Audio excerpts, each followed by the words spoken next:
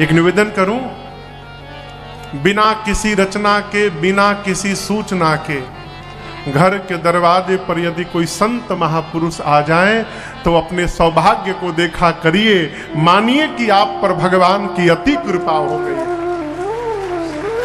क्यों? बिना हरि कृपा के संत दरस होने वाला नहीं है साहब। है?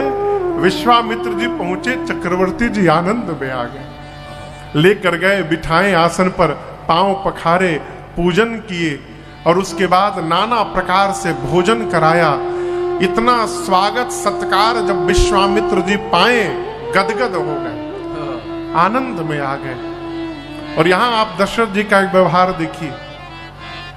सामान्यतः घर में कोई महापुरुष आता है तो आने के साथ ही हम बच्चों को प्रणाम कराते हैं, करते हैं ना।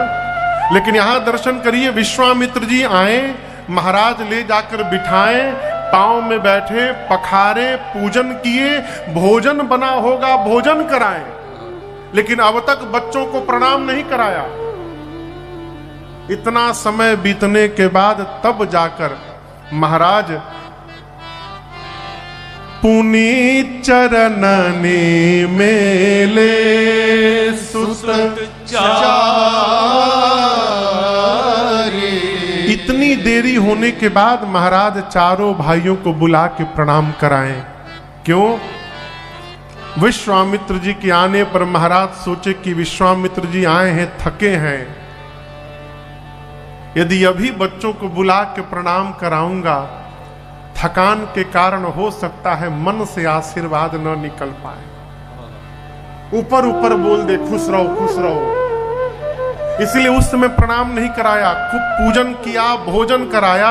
और जब देखें कि विश्वामित्र जी खूब आनंद में हो गए हैं, तब जाकर बच्चों को बुलाकर प्रणाम कराया कि अब मेरे बच्चों के लिए विश्वामित्र जी के हृदय से आशीर्वाद निकलेगा, इसलिए बाद में प्रणाम कराया।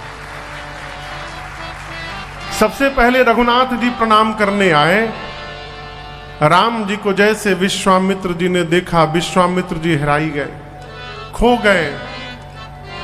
यहां गोस्वामी जी कहते, राम देख मुनि देह बिसारी। देह बिसारी मतलब शरीर की सुधि खो गए। मैं कौन हूं, कहां से आया हूं, क्यों आया हूं, कैसे आया हूं, कब से आया हूं, कुछ याद नहीं रहा। क्षमा करिएगा, कई लोग कहते हैं हमको भगवान का दर्शन हुआ है। भगवान का दर्शन होने के बाद भी 99 करने में लगे हो। ये कैसा दर्शन हुआ है हो? भगवान का दर्शन हो जाएगा माई बाप, फिर कुछ देखने की इच्छा ही नहीं रह जाएगी जीवन में। यात्रा पूरा हो गया। विश्वामित्र जी भगवान पर न्यौछावर हो गए। अरे तेरी मंद मंद मुस्कनिया पे, तेरी मंद मंद मंद मंद मुस्कनिया पे, बलिहार राघव जी, ओ बलिहार राघव जी। विश्वामित्र जी जानते हैं कि राम जी का सीता जी से विवाह होने वाला है, सोचने लगे बलिहार राघव जी, बलिहार राघव जी, बलिहार राघव जी, बलिहार राघव जी।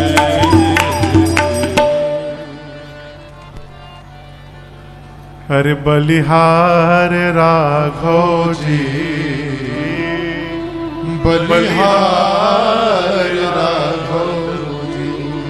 जैसे चक्रवर्ती जी ने देखा कि रघुनाथ जी को विश्वामित्र जी देखकर भाव में आ गए, महाराज गदगद हो गए। बोले मुनिवर, के ही कारण आगमन तुम्हारा, आप क्यों आए हैं, कहिए। आप जैसे कहेंगे मैं आपके कार्य को पूर्ण करूंगा। विश्वामित्र जी बोले, महाराज असुर समूह सतावहि मोहि, मैं जाचन आयो नृपतो। महाराज मुझे असुरों का समूह सता रहा है और आज मैं आपसे कुछ मांगने आया हूं।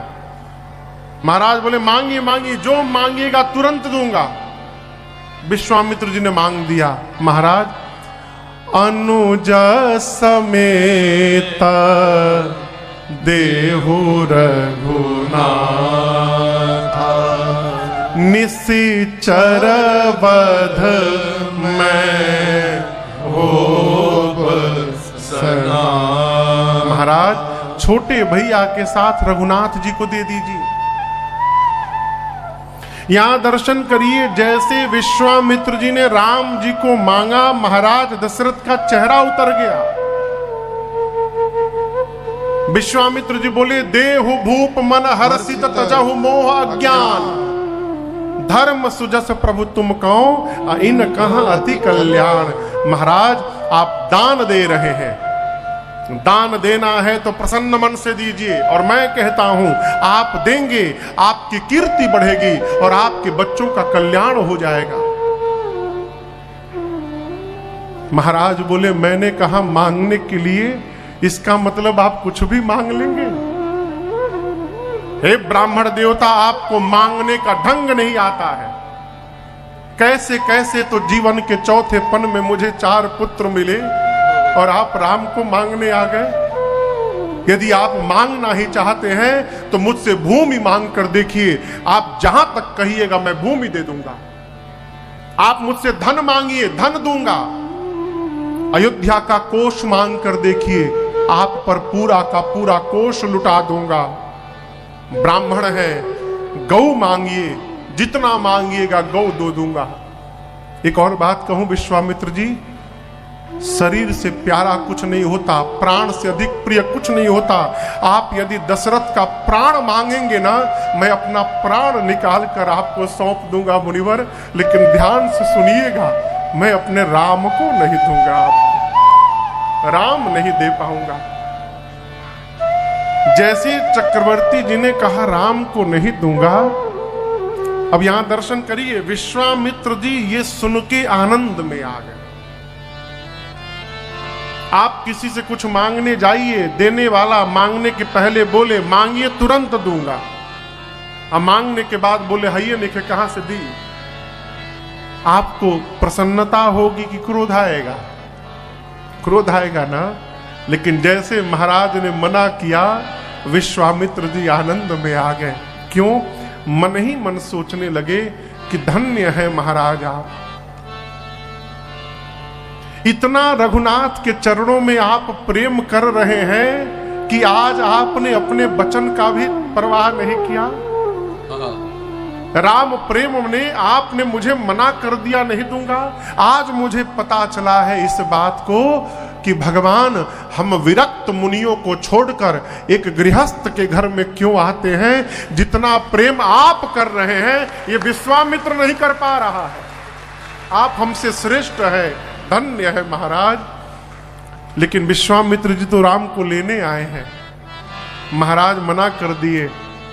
बगल में गुरु जी खड़े थे। विश्वामित्र जी ने मन ही मन गुरुदेव भगवान वशिष्ठ जी से प्रार्थना की, शिष्य को समझाइए। जैसे इशारा हुआ तब वशिष्ठ बहुविधि समझावा, तब वशिष्ठ बहुविधि समझावा, नृप संदेह नास कह पावा, नृप संदेह नास कह पावा, अति आदर तो ताय बोलाए, अति आदर तो ताय बोलाए, हृदय लाए बहु भांति सिखाए, हृदय लाए बहु भांति सिखाए, हृदय लाए बहु भांति सिखाए,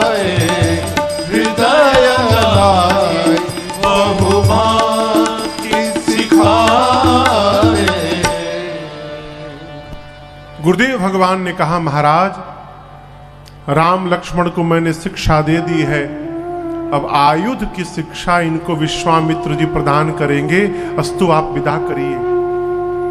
एक महात्मा कह रहे थे कि तब वशिष्ठ बहु विधि समझावा, यानी बहु के विधि से समझाया। क्या समझाया?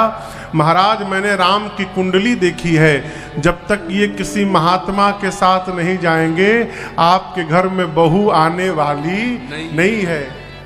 यदि चाहते कि घर में बहू आवे तो विदा करिए। जैसे महाराज सुने कि जाएगा तो बहू को लेकर आएगा, तुरंत बुलाए, है न आवा, है न आवा। अति आदर दो तनय बुलाए। राम लक्ष्मण जी को बुलाकर महाराज ने हृदय से लगाया, समझाया, पुत्र आज तक जैसे आप मुझसे पूछ पूछ कर व्यवहार करते थे, अब आज के बाद आप विश्वामित्र जी से पूछ पूछ कर व्यवहार करिएगा। और विश्वामित्र जी से चक्रवर्ती जी ने कहा, मुनिवर आप ये मत समझिएगा कि दशरथ ने अपने बच्चों को सौंपा है, आप ये मानिएगा कि दशरथ ने अपने प्राण को निकाल कर आपको सौंप दिया। ये दोनों मेरे प्राण हैं, मेरे प्राणनाथ सुत दो। और आपसे एक बात कहूं, आज के बाद ये दशरथ इनका पिता नहीं है। विश्वामित्र जी बोले, फिर कौन पिता है? महाराज बोले, तुम मुनि पिता आन नहीं को, आप पिता हैं आज के बाद। अर्थात राम लक्ष्मण के बारे में, मेरे बच्चों के बारे में कोई भी निर्णय लेना हो तो आपको दशरथ से भी पूछने की आवश्यकता नहीं है। आप पिता हैं, आपको जो उचित लगे आपके पास सर्वाधिकार है, आप निर्णय लेंगे, आपको मेरे से पूछने की आवश्यकता नहीं है। विश्वामित्र जी प्रसन्न भय, राम लक्ष्मण जी पिताजी को प्रणाम किए, गए रनिवास में माताओं को प्रणाम किए, माताएं आशीर्वाद दी और चल पड़े विश्वामित्र के साथ। पुरुष सिंह दो वीर हरसी चले मुनि भय हरना। चले चलते चलते बक्सर के पास में ताटक वन आया, जहां ताड़का रहती है।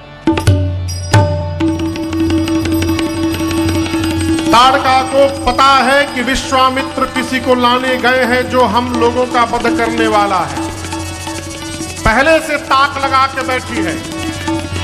इधर से राम लक्ष्मण जी विश्वामित्र जी के साथ चले, वार्ता की आवाज कान में पड़ी ताड़का के, सुनी ताड़का क्रोध करी धाई, दौड़ी ताड़का। लक्ष्मण जी ताड़का को आते देखे, निकाल लिए, बाण मार दूंगा। राम जी बोले, रखो बाण, स्त्री है, अबला है, हम रघुवंशी हैं, रघुवंशी अबला पर प्रहार नहीं करते। विश्वामित्र जी बोले, राम अबला नहीं है, सबसे बड़ी बला यही है, मारिए इसको। जैसे विश्वामित्र जी ने कहा, प्रभु ने लक्ष्मण जी को इशारा किया, बाण वापस रखो। प्रभु तर्कस से निकाले अमोघ बाण, एक ही बाण प्राण हर लेना, दिल जानते निज पद दीना, दिल जानते निज पद दीना, दिल जानते निज पद दीना। सब निज निज नाथ नहीं जय चीनी, विद्या निज कहूँ बेजादी। जाते लागन क्षुधा पिपासा, अतुलित बल तन तेज प्रकाशा। आयुध सर्व समर्पिक, प्रभु निज आश्रम आए। कंद मूल फल भोजन, दीन भगत हित जान। प्रभु ने एक बाण निकाला और ताड़का को समाप्त कर दिया। ताड़का के शरीर का तेज दीन जानते ही निज पद दीन्हा। ताड़का का तेज भगवान के दाहिने पांव के अंगुष्ठ में प्रवेश कर गया। सरकार, निज पद दीन्हा यानी वहां नहीं, पांव के पद में प्रवेश किया, पद में। जब ये दृश्य विश्वामित्र जी देखे, तब जाकर उनको विश्वास हो गया कि ये भगवान है। अब तक 50-50 में थे, हैं कि नहीं है। यहां गोस्वामी जी लिखते हैं, तब ऋषि निज नाथ ही जिय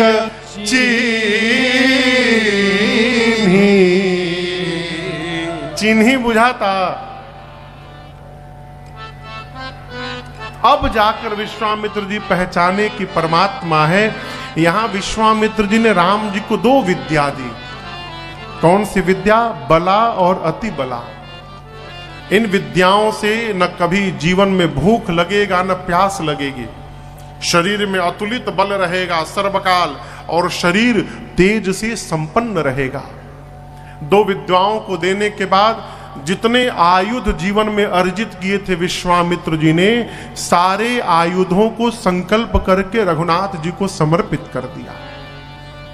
आदर पूर्वक आश्रम में लाए, कंद मूल फल भोजन हुआ, और उसके बाद विश्राम। प्रातः काल राम जी विश्वामित्र जी से बोले, गुरुदेव आप कह रहे थे मार्ग में कि चलकर यज्ञ की रक्षा करनी है, परंतु यहां यज्ञ जैसी कोई रचना दिख नहीं रही है गुरुदेव। विश्वामित्र जी बोले, राम जिनके लिए यज्ञ कर रहे थे वो आप तो स्वयं यहां पर आ गए, अब किस लिए यज्ञ करना है? राम जी बोले, लेकिन हम जिस लिए आए हैं वो तो करना है। आप निर्भय होकर यज्ञ करिए। निर्भय यज्ञ करहु तुम जाई। यज्ञ प्रारंभ हुआ। राम लक्ष्मण जी पहरे में खड़े हो गए धनुष बाण लेकर। अग्निकुंड से धुआं निकला। धुएं को देखकर मारीच और सुबाहु विशाल आसुरी सेना लेकर दौड़े हैं। मारीच आया, सुबाहु आए। भगवान ने पूछा, यज्ञ क्यों विध्वंस करते हो? मारीच सुबाहु ने कहा, यज्ञ विध्वंस करना हमारा धर्म है। राम जी बोले, यज्ञ विध्वंसकों का विध्वंस करना राम का धर्म है। अभी रुको। मारीच दिखाई पड़ा। भगवान ने बिना फर का बाण निकाला। बिनु फर बाण राम ते ही मारा, सत जो जन का सागर पारा, सत जो जन का सागर पारा। पावक सरा सुबाहु पुनि मारा, अनुज निसार कटक संहारा, अनुज निसार कटक संहारा, अनुज निसार कटक संहारा। मारीच को भगवान ने इसलिए नहीं मारा कि प्रभु जानते हैं कि आगे मारीच की आवश्यकता है। कौन अभी मर जाएगा तो आगे मृग कौन बनेगा? स्वर्ण का स्वर्ण मृग बनना है मारीच को, इसलिए प्रभु ने मारा नहीं।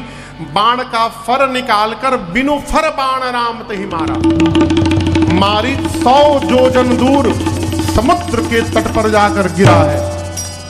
सुबाहु को अग्नि बाण से जलाकर प्रभु ने भस्म किया है। जितनी निशाचरी सेना थी लक्ष्मण जी ने एक ही बाण में सबको समाप्त कर दिया। बोलिए रामचंद्र भगवान की जय। गोस्वामी जी कहते हैं, यज्ञ रक्षा करने के बाद भगवान कुछ दिनों तक बक्सर में विश्राम किए। तो भगवान बक्सर में विश्राम किए तो आज की कथा को हम और आप अब यहां विश्राम करते हैं। एक सूचना आप लोगों को, बैठी सब जहां हम विश्राम लेते हैं लूती असलोक भागत है यहां से। 2 मिनट पहले सुन तो लीजिए हम क्या बोल रहे हैं।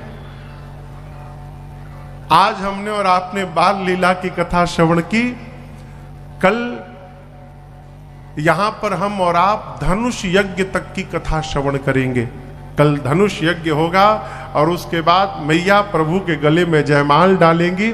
और परसों पंचम सत्र में हम और आप यहां विधिवत श्री सीताराम महोत्सव मनाएंगे। आज तक तो अयोध्या है, लेकिन कल के बाद ये पंडाल मिथिला बन जाएगा। परसों बारात अयोध्या से जाएगी और मिथिला में धूमधाम से प्रभु श्री सीताराम जी का विवाह संपन्न होगा। तो कल धनुष यज्ञ की कथा में ठीक 2 बजे हम और आप उपस्थित होते हैं।